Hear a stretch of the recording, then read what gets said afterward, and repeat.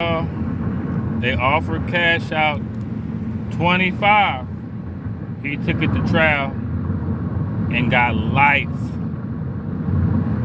plus 70. Let me say this again. They offered cash out 25. That's a long time. That's still a long time. 25 is still a long time. I can see why you would want to fight. You know, they offered you 25.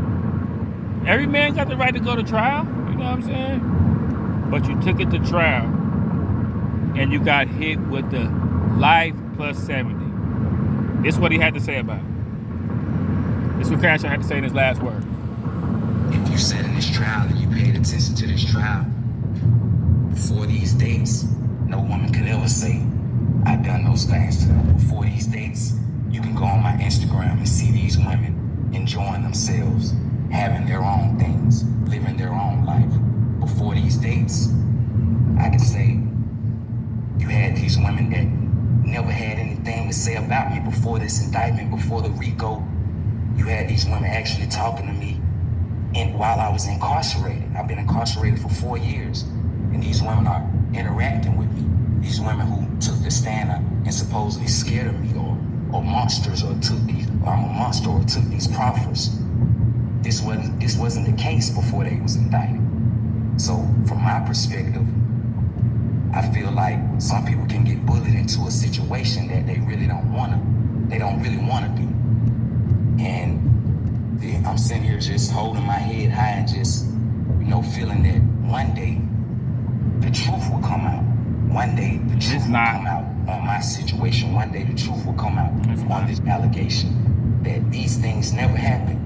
And when you see a person get up on that stand and put their hand on the Bible and swear to tell the truth, the whole truth, and nothing but the truth, that means you have to be perfect, like you're Jesus. You have to be perfect on that stand. You can't show a flaw. And that's a tough one. It's a tough one for me because I had flaws in my life. So you have to tell the complete truth on that stand. Bro, you in here thinking see, pimps think they can talk to you. I used to have friends that was pimp. I tell them I ain't got it. Let me tell you how it really goes down. But you gotta listen, man. Pimps think you in here telling the judge, but you talking to a judge, bro. They looking at you like, this fool really was a pimp. He think he could talk his way out. Up there and see people put their hand on that Bible and not tell the complete truth. And that's baffling. But at the end of the day, I put my trust in the Most High. Everybody run to God. Trust in the universe to bring out the truth. Everybody run to God. I'm sitting here just holding my head high and just, feeling that one day bring out the truth of these people who made these allegations. And to me, it's like you have no heart. You have no heart. And I know people want me to stay in line or walk a toe, but when you speaking something truthfully and you speaking from the heart and you know that this is not your character, something must be said. And I just wanted to address the court and give my perspective on the things that I felt during this trial and the judgment that I felt that the jurors gave us was not the correct judgment. And it will show. Thank you. Listen. You was trafficking underage girls. You got some stuff where you was sticking stuff up. Just some stuff, pimping is like scamming. It's real easy to do it, but if you get caught, boy, you might as well be Al Capone. You might as well be Frank Lucas if you get caught. Because when you get caught scamming or pimping, and you going... and all the different women, all the stuff he was doing, he had them for like 10 years plus. Pimping one of them get in, get out the game, or you gotta constantly be rotating, going country to country. They had a whole brothel ring, him and his mama and them right there in Atlanta. He did it the wrong way. He did it the wrong way anyway, and it's wrong, period, to do it. But he did it the wrong way. He stayed in one spot for years.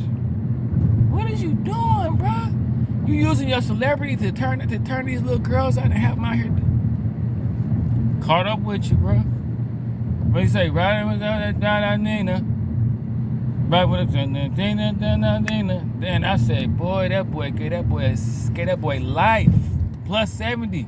They offered him 25. At least he would have got out when he was like 60 or something now. Damn, bro. All these rappers getting in trouble. Look what they done did to hip hop. I guess he thought he was like YFN, Lucci. He thought he was Young Thug or something. He thought he had, I don't know. He thought he was Lil Durk, and he thought he had what? Look at all them rappers I just named. It's like, he thought he was one of them. Nah, bro, you ain't had a hit in years. You ain't none of them. Boy, go on and take this 70 piece. Take this life trying to fight. When you caught, you caught. It ain't like you was caught and you was Lil Durk. It ain't like you was caught and you was NBA Youngboy. You was caught and you was Cash Out. I had to find out who you. They just to think they offered you 70, and you turned it down and went to fight it and got life plus 70. Hold your head, bro.